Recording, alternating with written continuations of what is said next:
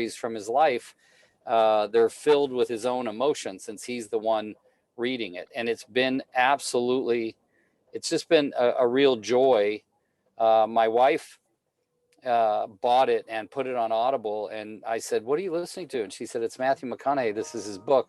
And literally, it was like we were watching a movie with no video. It was incredible. So I highly encourage you all, in this case, not to just buy the book, but buy it on Audible and listen to Matthew McConaughey narrate it. So anyway, I don't want to lose any time at all with my favorite speaker in the world, and a very close friend. And I'm super excited that he had time to squeeze us in. And I'm just out of my mind crazy about this guy and the perspective that he delivers more than anything. And I got to say, I'm not the only one who's in awe of him. I know thousands of other, but I have a lot of respect for my wife and her opinion, and she just thinks so. And Cleve, she's sitting right here next to me driving. Awesome. Hi, Casey. There we go, Cleve. So just there for you. Is. Yes. I knew somebody was driving, and I was just hoping it was not you as you do your coaching call driving down the road. Rick, you are always very kind, and I appreciate that. I'm not sure that my ideas are always right. I'm not sure that my concepts are always right, but I do believe that in being successful as agents, as team leaders, as brokers, as recruiting experts for the area, whatever it is, I feel like we have a very specific responsibility to our people. And I feel like for the most part, we fall a good bit shy of where we need to be. And I want to talk a little bit about that. And I'm glad. What's the name of the book that Matthew McConaughey wrote? I think I've probably seen it, but I don't. What's the name? It's either called Green Light or Green Lights. And so what you were saying, I thought it's really a perfect setup for what I'd like to talk about today, if we could spend a little bit of time. But you're saying, hey, I'm listening to this book and it's sort of sucking me in. And so, I mean, that's what, and I don't know if that's the right word. Maybe it's no, it totally is. Yeah. It's allowing me to escape or whatever. And so what is it? And I'm sorry, Rick, to ask you questions, because I know you're probably got noise going on and want to be muted, but what is it about the book that sucks you in? You mentioned something just a few minutes ago. For me, it's the realness of it. And it's Matthew telling his own stories and expressing them with the emotion that he experienced at the time they happened. Cool. So are all of the stories positive in what you do to step forward in a consistent fashion to be a very famous movie star? Definitely not. They all had lessons, but they were not all positive. So I would say that if every lesson in the book was positive, that you might not have enjoyed it at all. Oh, without a doubt. In fact, the stories that were the most awe-inspiring were the ones that you were like, we literally were going like this, like waiting to hear what was going to be next. So, yeah. What's he going to do? So I love this from a messaging standpoint. So let me tell you a couple of things that I believe. Rick, were you on the coach training call this morning? No, I wasn't. I was in bad service areas. So no problem at all. I just didn't know if I would be repeating this for you, because I just talked about this with another group. But it's very difficult to be a buyer's agent in today's world. And so buyer's agents are having to, and I know I'm preaching to the choir here, but they're having to do 8 or 10 or 12 times, Janet, as much work today as they had to do in the past in order to get a deal for a buyer. Would you guys agree with that? Sorry. That's okay. Yes, absolutely. Awesome. Yes, for sure. Is that Cindy Cashin that said absolutely? Yes, it is. So that means we're going to have a significant struggle as an industry. This is going to be compounded by the fact that we're going to have full disclosure of the buyer's agent side of the commission as it rolls out all across the country, which means somebody's going to be able to go to Zillow and they're going to be able to see what the offering is to a buyer's agent. And they're going to have to do that because it's going to be a matter of following federal regulations. And so think about that. You've got buyer's agents that had a hard time creating consistent income in the past, even when the business was much more balanced. And now you have buyer's agents who are chasing their tail, trying to figure out what the heck to do to find a buyer who can actually do what they're telling them to do to win in a multiple offer or competitive situation. Right.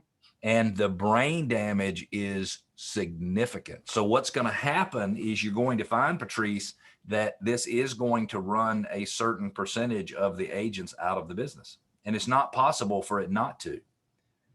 And I would say that ultimately, Patrice, that's a good thing, not a bad thing. Now, I don't want it to run any of the good people out, but I wouldn't mind it running a few, Kevin, of the bad people out. And by bad people, what I mean, Kevin, is I mean people who do not contribute positively to the transaction. Kevin, how long have you been in business, if you don't mind? I'm picking on you since you're in your office there.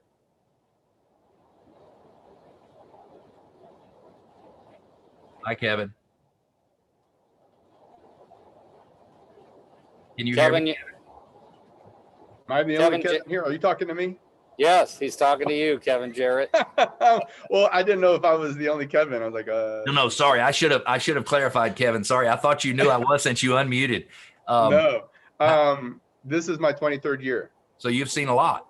I have seen a lot. So I'm guessing that you've probably experienced a person representing a buyer who did not contribute positively to the transaction in any way. A couple times. And I'm sure you've actually experienced a couple of buyer's agents who contributed negatively to the transaction the entire time because they needed everybody to know how smart they were. They needed everybody to know how much control they had. They needed all that. And who needed to really understand when they've told you, hey, listen, Kevin, I've been in the business 30 years. They needed you to understand that they know more than you know. You ever had that happen? Oh, yeah. Well, I'd like for a few of those, Teresa, to be gone. I'd like those people to get on out of the business and go somewhere. Well, the problem is there's too many of them. Well, of course. And it's really, where are you? I see you must be in Florida. Where are you? Southwest Florida. I'm physically in Fort Myers right at the moment. Fantastic. So you're a Southeast boy. There are plenty of people who need to get out of the business. Now I want you to think about this. So it causes a two-sided problem. And each one of those sides winds up being a positive solution for you if you handle it correctly. So this is like a 3 or 4 for 1 deal. You got 2 very specific problems. If you can figure out how to message around those problems, you can actually increase your ability to recruit, whether you're a team leader or a broker owner or an individual agent who's just looking for somebody to help them work deals. So the first thing is you cannot allow, let me say that again, you cannot allow, Jim, for the people around you to think what the market will let them think. You cannot do that, because if you let them think, Teresa, what the market is teaching them to think, they're going to think they don't have any control over the situation today. Yeah, that's the tough one you're saying. It makes you, it's twister. It's hard and it's tough because, so here's the deal, Tom, let's just say that I was to be appointed your attitude guru and my job was to keep Tom's attitude straight. Now, I mean, excuse me. Sorry, Tom, I switched over to you. Jim, I'm still back on Jim. Sorry. It's a T-O-M and J-I-M. Sorry. So Jim, if my job was to keep your attitude straight, then I need to give you my perception of the future. Doesn't mean I'd follow it. Of course, it doesn't mean you follow it, but I'll guarantee you're a lot more likely to follow it if I'm giving it to you than if I'm just allowing you to think whatever you want to think. That's why we're always together whenever we can to listen to these. That's exactly right. And by the way, I'm using you as an example, not because I think you are an appropriate example. By the way, I'm sure you think totally positively. I do, and I totally understand. On a different note, you're talking about these buyers. Tuesday, I was in the California meeting, and Penny brought up the fact that they were talking about how so many people have released appraisals on these offers. And as a listing agent, I did so many of them last year. I would kind of, as so many agents would come to you, you'd say, kind of tell them what you were looking for and what you felt your sellers were facing, right? And that came up, but now they're actually seeing so many agents write in clauses that are actually setting the appraisal contingency back alive, and they're acting like attorneys and getting themselves in friggin' hot water with lawsuits. It's bad. dangerous. Yeah. And by the way, that concept is not necessarily bad, because in a lot of cases, I mean, like, for example, if I came to your area and you did not explain to me that I could waive a financing and appraisal contingency and that I could waive inspection, I can waive any dang thing I want to. And there's really nothing your state or anybody else can really do to say how a contractual agreement between two parties works, meaning they can't even mandate a particular form in most cases. Rick and I could do a deal on a napkin. True. You're right. You're right. If I wanted to, so, and you are totally right, Jim, by the way, and I'm not even offering a point that's counter to yours. I'm kind of trying to build on that. If I come to your area and I want to buy a property and you do not at least tell me the options I have for winning in a multiple offer situation, even if there is no way on earth that I am capable of doing those options, then I feel like you've done me a little bit of a disservice. And so that's the hard thing to communicate. And Jim, you create all kinds of issues when you start doing things out of the ordinary. So I'm not promoting anybody start offering something that is brand new that they have to write. Let's get a local real estate attorney. Let's talk through things. Let's make sure the stipulations are all right. 100%. Absolutely. But the reality is that I would want to know. And if you said, okay, the way to do it, Cleve, is if you're going to pay $1 million, we need to put 400,000 in earnest money. Now, I'm just making that up, for example, but it is my decision as to whether or not that's right for me. You got to explain the options and you got to explain the risks. So here's where I'm going with this point. And it is, hang on one second, I'm logging into something so I can show you guys something. And I have never been smart enough to do two things at the same time. So here's the one thing I want you guys to think through. How many of you are familiar with a SWOT analysis? How many of you are familiar? Raise your hand if you're familiar with a SWOT analysis. Tom, you familiar? SWOT. Okay. So SWOT analysis stands for strengths, weaknesses, opportunities, and threats. And I'm logging into our Workman Training Center because I want to show you something. And I want to help you understand what I think is a great way to help get people's attitude straight if their attitude gets off just a little bit. I'm going to go right into the Buyer Agent Mastery course. These are the training systems that we use to get messages directly from the people who write the messages at Workman down to the end user, so that there's no translation errors. And I'm going to go right here to the business plan. And Rick, if anybody wants a copy of this, you might have already shared it with them many times in the past, but if somebody wants a copy of this to use, you certainly have my permission, not that you need it, to share whatever they ask out of this book. I think it's a great resource. But I just want to. Absolutely. Is it Teresa? Teresa.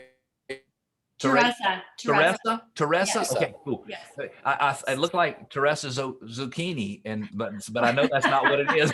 Yeah, my friends have called me zucchini since I was a child. I'm sure they have. Sorry, Teresa. Yeah. I'm contributing to the madness here. Okay, but so here is a SWOT analysis, and on the left you have things that are internal to you, Kevin, your strengths and your weaknesses. I just want to ignore those. Can we just agree, by the way, Jim, that we all have strengths and weaknesses? We can agree. And can we agree, by the way, that every strength we have has a corresponding weakness and vice versa? Yeah. Absolutely. So I was talking to somebody the other day and I said, well, if Cleve is a good speaker, what does that mean about what is Cleve's corresponding weakness, Mr. Jiha? If Cleve is a good speaker, he might have a corresponding weakness of maybe not listening very well. And it's pretty much universally true. So Teresa, if I'm the only one in the room, who has really good ideas, then why do I need to listen to you? And it's so crazy, but it's just the way it works. When I talk to my daughters, I have this mentality that I'm 52 and they're 22, and that I know so much more than they do because I've lived life to the fullest and I've learned things. And when I try to give them some gem of my wisdom from the past, nobody pays a bit of attention to what I have to say. You are listening, Cleve. You're just listening to yourself. Thank you very, which by the way, Jim, I don't think is actually what we're trying to do. I think we're supposed to listen to other people.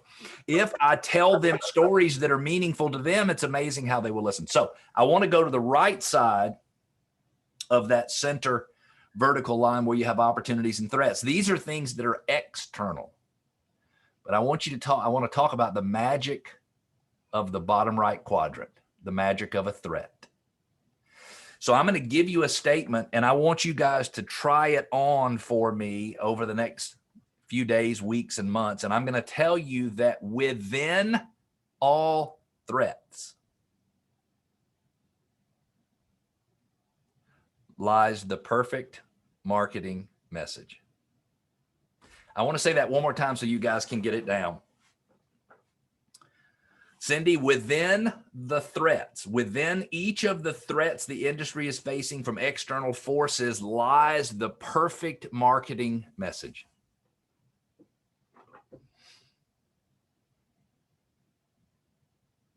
So Lorena, have you ever tried to generate leads? Yes. Have you ever felt really successful? By the way, I love that, whatever that is behind you, the glass. I like the colored glass there. Have you ever sometimes been successful generating leads and you've other times been like totally unsuccessful generating leads, or you've been very successful generating crappy leads? All of the above. different times. So here's what I'm going to tell you. When your marketing does not generate a reasonable stream of reasonable quality leads, it's because you're not messaging based on the threat, which means your messaging is not landing with anyone. So let's just go back. Do you mind if I keep discussing with you for just a few minutes, Lorena? Okay. Yeah. So let's just say that Kevin and Jim and their markets, the reality that the threat is not, by the way, the threat to the agent or the broker. It is the threat to the consumer that you have to message. So the threat to a buyer in Cindy's market, and Janet's market, and Patrice's market, and Teresa's market, everywhere, the threat is what? Low inventory. Excuse me, your name is not Lorena.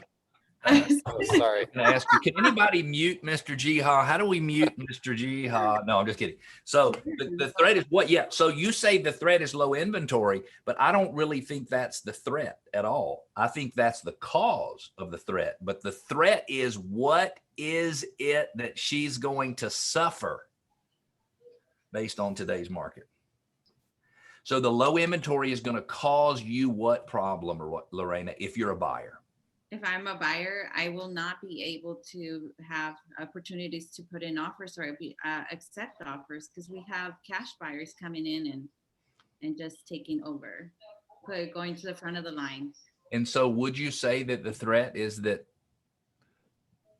somebody else might be able to live in the home of your dreams? Yes. So I want you to think. Cleve, could a threat be that you have to settle on something that you don't really want because of the low inventory?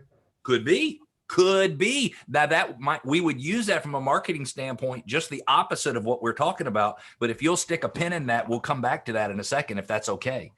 Because I'm telling you, once you start to see this and you're like, oh my gosh, if I can clearly identify the threat, then I can come up with words that are perfect for everybody I'm going to be talking to. It's amazing. So Lorena says the threat, and it was so beautifully said, is that somebody else is going to get to live in the house of your dreams. That's the threat. And so once you can clearly identify the threat, then you have to do two things. So let me give you a setup for how this works from a conversation standpoint. Tom, I don't know if you have a piece of paper there, but I want you to write down 3 words, and they're real simple words. The words are if,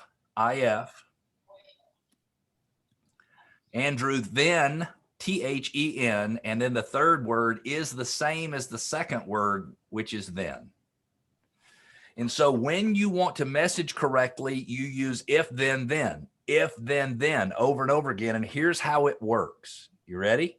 Can we use your specific example, Lorena, since it was such a good one? If you feel left out and stuck in your current situation because you can't get your offer to get the attention of the seller in today's market, then you need, here's my first then you need to take advantage of the Sure Home buying system, whereby we teach you exactly what you need to do to make sure your offer sticks out like a sore thumb compared to the competition, so that you won't feel left out any longer. You will actually feel like your life is complete and whole and moving forward, and you'll be positive, and you won't worry about your kids in the bad schools or whatever it is. So it's an if, then messaging. And it says, if this is your problem and here's the emotions you have, then here is the system you use to solve that problem. And here is how you will feel, girl, as a result of getting that problem solved. And so I was using this as an example this morning, and there happened to be only 3 male members of the call, and all 3 of us male members have had a problem because we have weighed a little too much in the past than we do today. So somebody else is in too. Did I hear somebody else is in that group? Jim, was that you? That was me. Okay, so I gave the example of, if you look in the mirror and you are sad or you feel less than a man about the way you look, then here's the program. We'll do the ABC 1, 2, 3 diet, and the result will be this, and here's how you'll feel. That's the way the messaging works. And that is how big messengers market every single day in the United States of America. So notice one of the things that I did, Lorena, is I gave my solution for you a name. Do you remember what I called it? The if then. Mm-mm. Oh, the. So I said, if you have this problem, then we're going to use this system. Does anybody remember the name of the system I used? I do. The Advantage Sure Home Buying System. So that is not correct, but that is so freaking good. That is like so good. So she remembered that I gave it a name. She doesn't remember what the name was, but she remembered that it was a name. And she remembered, you know what? I'd like to have me some of whatever that name is. And so I called it the Sure Home Buying System. So what you have to do is you have to make if, then statements, and you have to name the system for solving the problem. So I want to give you an example. Murfreesboro, Tennessee, average sales price less than $300,000, just south of Nashville, about 45 minutes. You have a broker owner generates tons and tons of leads. Now, to say, Patrice, that this is a successful broker owner who's really a team leader, runs a gigantic team, to say that he is successful would be an understatement. Last year, he's one of my private coaching clients, and last year we did just a little under 4 million in gross commission income. 4 million. 17 agents, 4 million, very, very profitable, very productive. The problem is this: he doesn't have any problem producing a stream of leads, crappy leads. But in today's market, he's having a problem generating a stream of good leads. So he creates the program called Home Vantage, HOMEVANTAGE, Home Vantage. And so the Home Vantage marketing works like this. There's every single person in that area is targeted on Facebook and LinkedIn geographically. And it says, if you're tired of losing out when trying to buy your dream home in today's market, you need to take advantage of Home Vantage, a 5-step process for guaranteeing you can win in all competitive offer situations. So here's what's happened, Andrew. The lead flow has increased by 3x. The percentage of crappy leads is still about the same, but the percentage of good leads has also increased by 3x. And when I say a good lead, I mean, Andrew, somebody who can come to the area who has the financial muscle and wherewithal to actually use the programs that they're trying to teach. Because not everybody can pay huge earnest money and pay $100,000 over and waive due diligence and pay it a non-refundable $5,000 option fee. I'm just mixing stuff together from all over the country, but not everybody can do that, but some of them can. And what's interesting is, as we went through this program, he realized that he had to have an offer, and I'm preaching to the choir here, but he had to have an offer for his clients, Patrice, that would allow them to turn a financed offer into an all cash offer. Would it be okay if I used a technical term that I learned in Harvard Business School? I didn't go to Harvard Business School, but I learned this at Harvard Business School. Go right ahead. You have to have the right marketing message. And here it comes every damn, that's the Harvard Business School, every damn time. So how often do we need the right message, Patrice? Every damn time. Every damn time. Every damn time. You got to have the right message. And so what happens is he was delivering, hey, we'll help you find your house. You know, we're going to find you the home of your dreams. We're going to this. People are so freaking far past that. They're not worried about finding the home to their dreams. They'd like to make sure they're not going to be homeless in May. And I'm tired of competing with people like Donald Trump and people who got millions of dollars and coming in buying houses. And I want to look like Donald Trump. I know that's a bad example, but I want to look like I got the money he has. So they just signed up with a program called Ribbon, RIBBON, where they'll underwrite the buyer based on their financing, and then they'll make a cash offer on that buyer's behalf. The fee is anywhere from 1% up to 2.4%. Buyer's agents could care less. Somebody have a question or a comment? Oh no, that's Jim. That's Jim. Okay. No worries. The alarm going off. Tell the robbers we said to go away, leave you alone. Tell them to leave peacefully. So does what I'm saying, Patrice, make sense here? So if you can describe the threat, then you can create the ideal marketing message. I want to back up and just talk about it. And Lorena, was that helpful for you to walk through that example? Yes, it was. Thank you.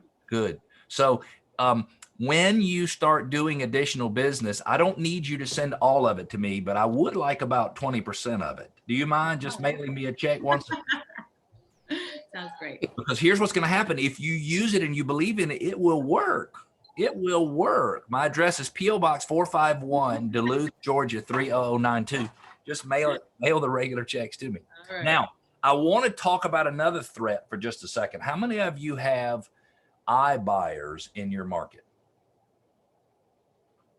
Raise your hand if you have iBuyers. One. Does everybody know what an iBuyer is?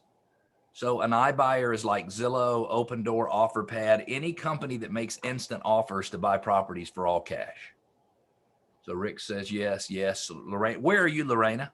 I'm in Monterey, San Benito, and Santa Cruz County, Tri-County area. Got it. So I would assume you have everything. I mean, you got every interloper and interceder that you can possibly have in your area is my guess. Yeah. So what is the threat that caused the rise of the iBuyers? And I want you to think through this example, because when you see the pieces connect, you're going to be like, holy crap. People use the strategy that Cleve is trying to teach me to create billion-dollar businesses overnight. So what is the threat? And we got to be very careful. The threat is the threat to the consumer, not the threat to you as the real estate professional. It's the threat to the consumer. What is the threat that caused the rise of the iBuyers? It's no problem. I got all day. I can wait for somebody to participate with me on this. Andrew, you got any thoughts on this one? I don't remember if you raised your hand as having iBuyers in your market or not. I don't really have iBuyers. We have some. I work in Manhattan Beach or Hermosa Beach area where we have a really high median home price. So that keeps some of the people out. Then I would assume. Yeah, it's not a first-time home buyer market, which is where most of those Zillow buyers are coming from. Yep. I think you're going to be surprised that you're going to see that stuff creeping in all different price ranges because they can't find enough homes to buy. They are making unsolicited offers on listings in the Metro Atlanta market. Unsolicited, just making an offer to buy it. I'm like, I never thought I would see that, but that's good. That means there's stress on their business, because honestly, I would like for all of them to die. Is that appropriate to say in public? That's great, Cleve. Natalia, is it Natalia? Is that how you say your name, Natalia? Is it appropriate for me to say I don't mean the people to die, just the companies to die. I just would like the companies to die, that's all. But here's the issue. So the threat in the market that caused iBuyers to be able to rise is that it's too dang difficult to sell or buy a house. There's too much brain damage involved. I got to have 42 people come through my house today in order to sell my house? Are you freaking kidding me? 42 people? The dog and I both had to stay outside all day long in the yard. I had to sit out in the backyard. It's very stressful. Cindy, I'm so glad you're here. You fall for everything, just hook, line, and sinker. You laugh, you make good comments. I'm so glad you're here. I wish I could see your face, but I'm just glad you're here.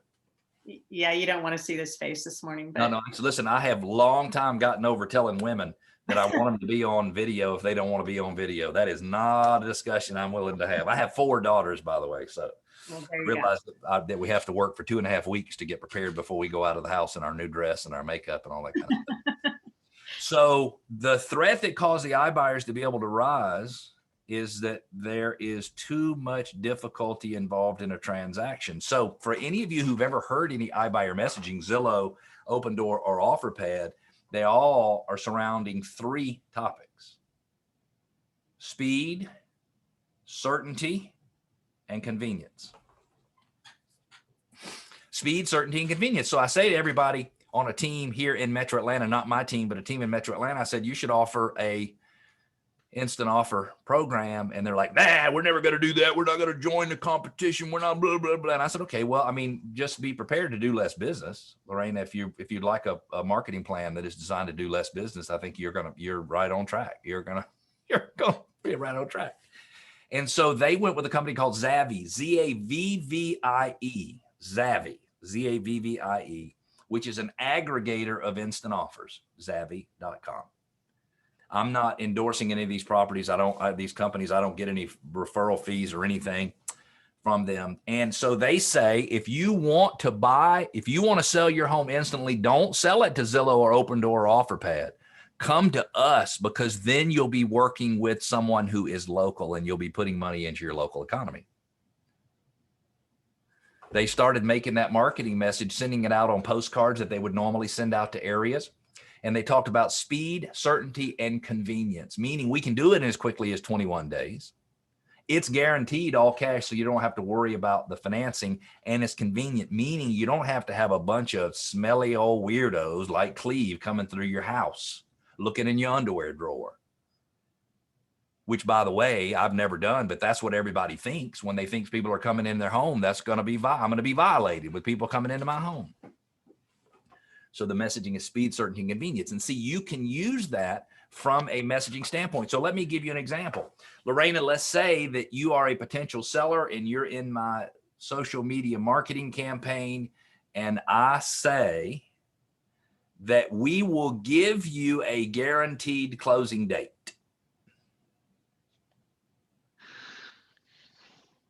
And then I talk about the program and how you do it. The truth is, you've been going on listings for years and you've been figuring out how long it takes to sell and how many more days we need to get it through ESCO. You've been doing that forever. And you're pretty dang good at it, meaning you don't miss the numbers by much, even when you miss them.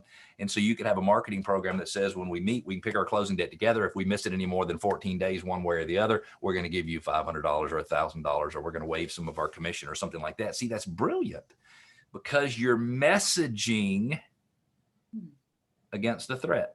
So the threat is that there's no certainty. Well, you take that certainty away. I watched an agent walk into a listing appointment with a calendar, holding the calendar in his hand like this. And I walk in behind him and he sits down at the table and he takes his calendar and he opens it up and he opens it to the current month. And Lorena, what he did next was absolutely genius. Now I will tell you, and this is going to sound really inappropriate, but on the IQ scale, he was lacking, this person. He threw up a lot last night. He wasn't the smartest person. And I know he wasn't the smartest person because the conversations we were having going to the listing appointment were really, really weird. And so, but he takes it. And so what I'm trying to tell you, Lorraine, is I don't think he was as smart as I was, but he is way smarter than I was from a sales standpoint. And so he took that calendar and he put it open and he said, okay, I'd like to start, Andrew, with your preferred closing date. Wow. Can you tell me what the ideal date is for you to close? And then he just did this. Just let me know when I get to the right month, June, July, April, May. And they sat there and they picked out that closing date in the first place and they had it set up for Friday, the 16th of May. And I'm like, now that is freaking genius. So see, the reality is any of us can message correctly, but very few of us do. And the reality is that most of us, and I hate to say this because it's going to sound like I'm like so judging all of you, but most of our sales skills are freaking lousy. And so we're just sort of facilitating and helping people get where they would go without us. And we need to help people get to somewhere that they couldn't get unless they're with us. So whatever the threat is, you must go ahead, Lorraine. Did you start to say something? I like that. Take them to a place they would not be able to get there without us. I love that. Because that is that. Listen, it is their story. How many of you have read? What's the book? Story Brand. What's the name of it? Story Brand. Oh, I just got it, Cleve, and I know what you're talking about, but I can't think of the title. Yeah, write that name down. There's a book called Story Brand, and it teaches you how to give a marketing message based on the principles for writing a good movie.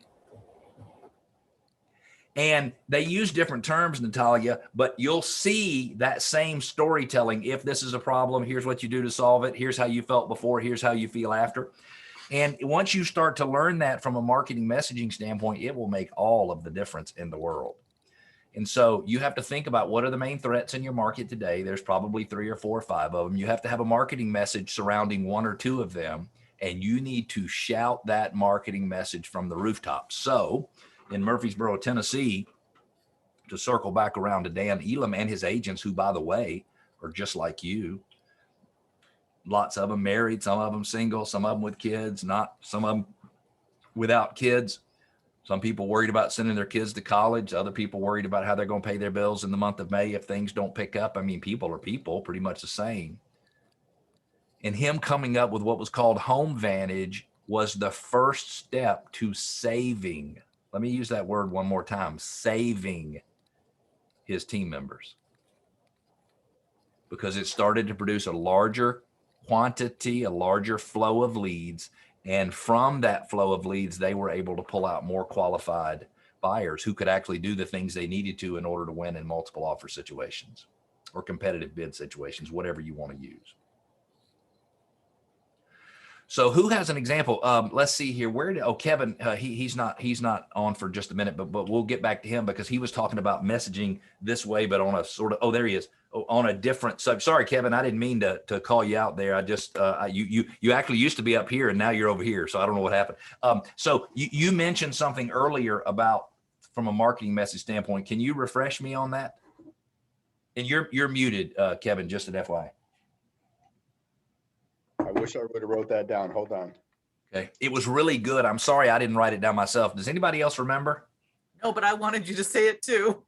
Hold on. It was well, what was the message that losing out in multiple offer situations. So if you're losing out in multiple offer situations and you said settling, I said about settling on a house. So our market down here, the inventory is so low that I mean, and even for me, I just went through a process and I had to settle, and I'm like, well, but at least I have a place. Yep. So the marketing message is this, Natalia.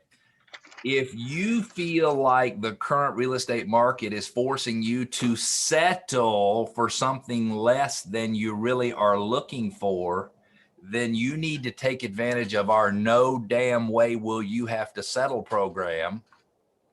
I just made that title up. You can call it whatever you want to. And it does this for you. So if, for example, Natalia, I could help you buy your home for all cash before you sold your existing home, do you think I could put you in a little bit more control of the process? Absolutely. And there are third-party vendors who do that all over the country, all over the country. And by the way, have any of you ever stuck? By the way, is that helpful, Natalia? Yeah. Now, here's the problem. Here's the problem: is not everybody's going to be qualified to take advantage of that program. But see, that would be a big deal to me, Kevin. You would be singing the tune for me, because I could compete with other buyers if I came into your market area, just because I'm 52 years old and I've done a relatively good job of saving money over the years. So I could compete, but I sure as heck don't want to settle. Settle? Are you freaking kidding me? That damn Lorena bought that house right out from underneath me. I don't even like her anymore. I'd be mad. So I don't want to settle. I want to be able to win. That message would resonate really, really well for me. really, really well. Okay, let's talk about something for just a minute. What is the cause of programs like Ribbon that turn financed offers into all cash and the iBuyer program? What caused all that? What allowed it to happen? Not the threat, but something changed on Wall Street between 2008 and 2012, and it changed everything. Anybody got any thoughts or comments? Cindy, this is the first time you've been quiet all day. You have no comments on this one? I'm sorry, I ran to make a cup of coffee. How about .com? I did not mean to call you out. That was not my intention. I apologize. No. So here's what happened, and this is very important to understand.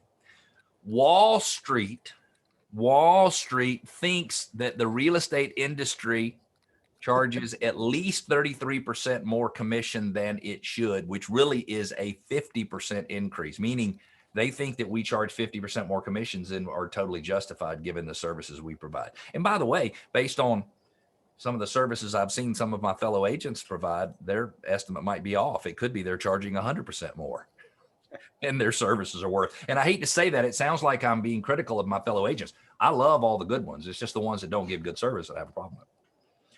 So Wall Street says we got to figure out how to get our hands on that half of the real estate commissions out there that shouldn't be paid to those real estate agents. And so a company called Invitation Homes, which was owned by Blackstone, the big Wall Street investment firm, created an institutional asset class of single family residential homes, which had never been an institutional grade investment asset class, meaning when Northwestern Mutual, Kevin, says we're looking for a place to invest money, they can invest it in a development. They can invest it in an apartment building, but they could not invest it in a single family detached housing development or anything to do with single family detached homes because it didn't exist. We'll see once Invitation Homes turn that into an acceptable institutional asset class, that, Natalia, is what allows companies like Ribbon and the companies that do the will improve it and then help you sell it program. That's what allows them to do that, because Wall Street looks at that as an acceptable commercial investment class of property. Now think about that. It's really amazing.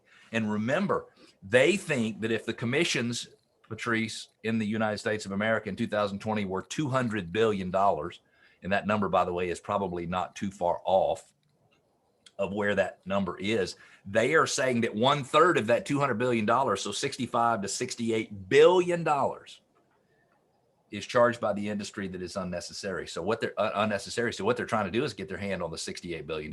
I'm not saying I agree with their numbers, but I'm telling you that's the numbers they use. And I don't know about you, Natalia, but if they want to fight, I'll fight them. Because see, I have the ability to have a relationship with people here locally, and they do not have the ability to do that. And when money starts chasing things too fast, money gets real dumb. Meaning it makes bad investments. And when they make bad investments, they eventually wind up gone. And I'm sorry, guys, I know that probably what you were looking for was Cleve will come on here maybe. Any of you who have heard me before, maybe you were thinking, hopefully he won't say anything stupid. Those of you who have not heard me before, you were probably thinking, well, maybe he's as good as Rick Jiha says, but I've also heard Rick Jiha brag on people who shouldn't have been bragged on before. So maybe that doesn't mean anything. And so most people are looking for, what is the XYZ answer? What is the ABC process? And I'm going to give you, and I'm going to sum it up for you in just a few words. And it is going to be very, very messy for you to use in the future.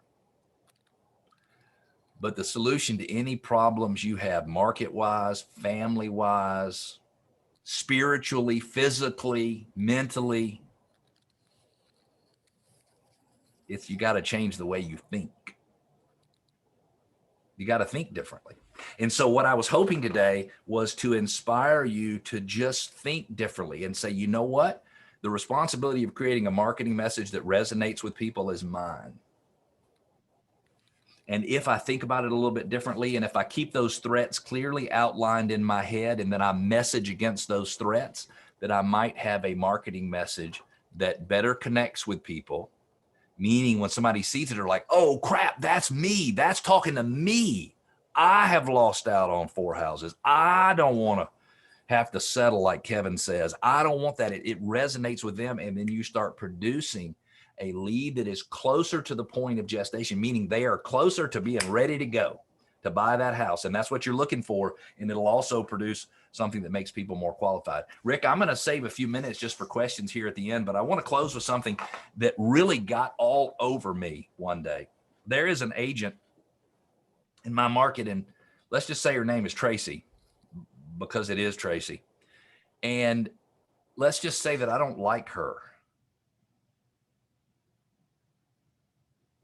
I think she's not a good person.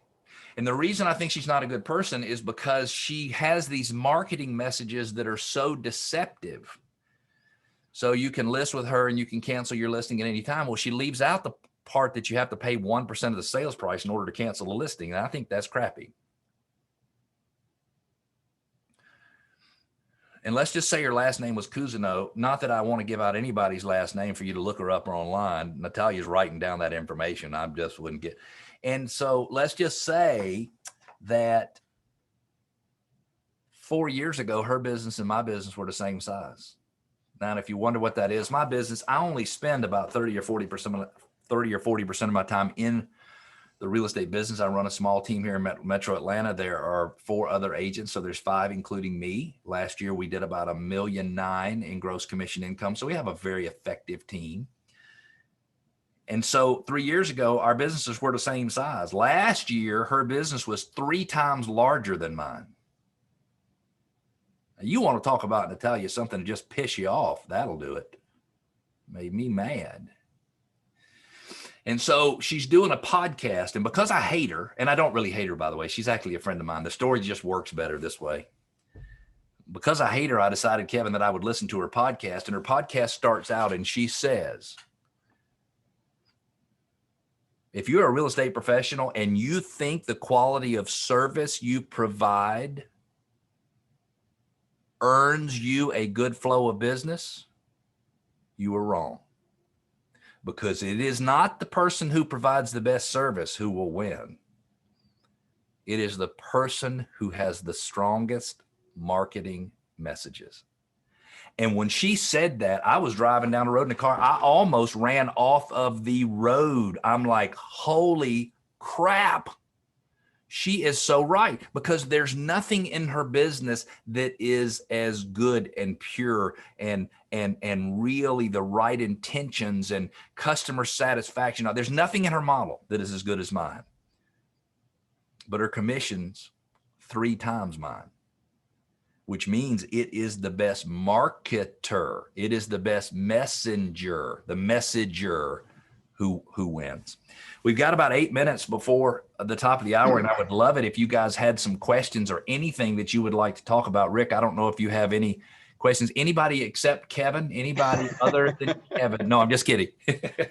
I am also a recruiting broker, and I'm writing this stuff down. I'm trying to think of what would a threat be, or give me an example of a threat that I can like start building this thought on.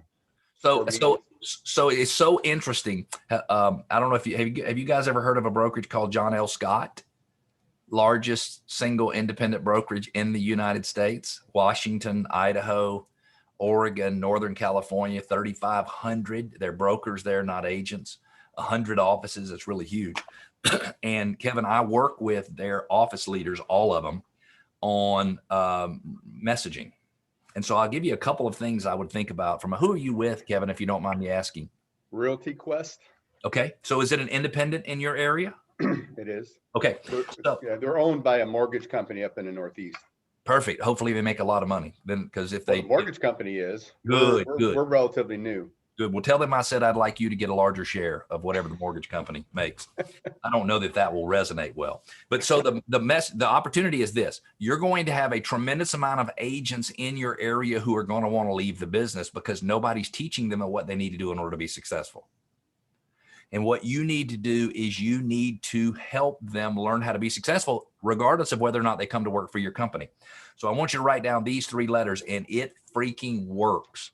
The biggest recruiters in the state of Michigan, the biggest recruiters in Virginia, the biggest recruiters in Texas, the biggest recruiters out in California, they are my private coaching clients, and they are killing it. and they all follow one particular process, and it's called SRO recruiting, which stands for serve regardless of opportunity, which means if you want to elevate the level of professionalism in your local real estate market, so Natalia, consumers will start thinking you're worth what you're charging instead of thinking you're overcharging with them, then here are the tools you need to use to do that. So I'll give you an example. In the last 30 days, the marketing message for Elevate the Industry Recruiting has been this: your average agent doesn't do a very good job of keeping up with the leads that flow into their business, and therefore they have a real hard time producing consistent income, which is very frustrating and really very detrimental to their families, their careers, the whole 9 yards. And then the message finishes and says, and by the way, if you'd like to see the system that the most successful people in your area use to solve that problem, shoot me a text back and I'll give it to you. Very freaking powerful. It'll take 5 or 6 months before your message will resonate. We've got a broker owner in Michigan. We started this program 2 years ago. It's a husband and wife team. She is a very high D. He is not a very high D. So she is the face of the organization. He's a high SC, so he's a little more comfortable in the back seat. His wife and I decided that he was going to be our new recruiter. I didn't know that you could hear somebody pee in their pants, but I actually heard him pee in his pants when he was on that call, and we told him he was going to have to be the recruiter. Like he did not want to do that. So we decided that we were going to put forth an Elevate the Industry recruiting program that says we don't think the average consumer looks at us with the right level of professionalism as we would like them to, and we're going to solve that problem. We're going to be sharing tools and resources with you every single month. So every month they have a new tool they're giving away, and they give it away for free. Sometimes it's workman stuff, sometimes it's their own stuff, but it's always something, and it is no obligation, no nothing. You want it, you can have it. It is powerful. Then we decided we also wanted to start representing the 100 top agents in the area. They happen to be in Grand Rapids, Michigan, 400,000 population. And so each month we publish a list of the top 100 agents in their market area. So the monthly email newsletter, Kevin, is 1,700. 1,700. On average, they get an open rate with their tools of 47%. 47%, because for 2 years, they've been giving out tools. They've been trying to help. So most people's recruiting message is, you come work for me because of how it's good for me. And you might not say that, but that's what they hear. And even some of the most effective recruiting models out there in the world today, they are so freaking self-centered, it's not even funny. Everybody's doing everything for what good it does for them. And if you want to message differently, you got to message on doing what's good for your potential recruit. So let me give you one other little statistic before we jump off. And that is the very last email they sent out, remember 1,700. They had 457 downloads of the top 100 list. Out of 1,700 emails, they had 457, which means 60 or 70% of the people who opened the email were looking for the top 100 list. Every month they get people who opt out of the email because they don't want to receive the email. But a lot of those people, Natalia, will come back a couple months later and say, hey, how do I get that list? And the answer is simple. Just get back on the email list, because that's the only place it goes out. And so if you sincerely try to help people, then you'll be in the right time at the right place when they have brain damage from their current brokerage and want to make a change and come to work with you. Was that helpful, Kevin? Absolutely. Cool. Kevin, my email address is Cleve, C-L-E-V-E, at Gaddis, Gaddis.com. So it's Cleve at go and my last name Gaddis.com. If you will be patient with me, if you reach out to me, I'll give you some examples exactly of what those messages look like. The internal message, the external message, the free tool. I'll give you some examples. If that would be helpful for you, I'd be happy to do it. Thank you. You are very welcome. Rick, is there anything else we need to cover? We've got one more minute, and then I've got to jump on another call. I think we just have to cover how freaking incredible you were and how much I learned. I've taken notes like a madman on my phone, on on an email to myself. So I appreciate you very much. And I'm getting to see you in person for the first time in ages in May, and I can't wait. So yes, and I'm going to say in advance, if you walk up and pinch me on the butt one more time, you and I are going to, I'm going to be honest with you. I'm going to be honest with you. That is inappropriate. Sorry, everybody. I couldn't help myself. Rick, you have the same habit I did years ago. That's right. Oh, That's right. You're Jim, blushing. Jim, you're telling on yourself. Oh, did you say I'm blushing? Yeah, you are. Yes, I actually am. Yes. Well, I just was thinking about how it felt the last time he did it, and I felt really good. No, I'm just kidding. I'm kidding. All right. It takes a real man to be able to do that and know what the risks are. That's exactly right. Well, I've only punched him in the mouth twice. Yeah. Hey, I got to run, guys. I'll see you later. Thank you so much. I love all of you. Let me know if I can help. If you want to find me, you all have my email address now. See you later. I know, I wrote it down. Thank you. Bye now.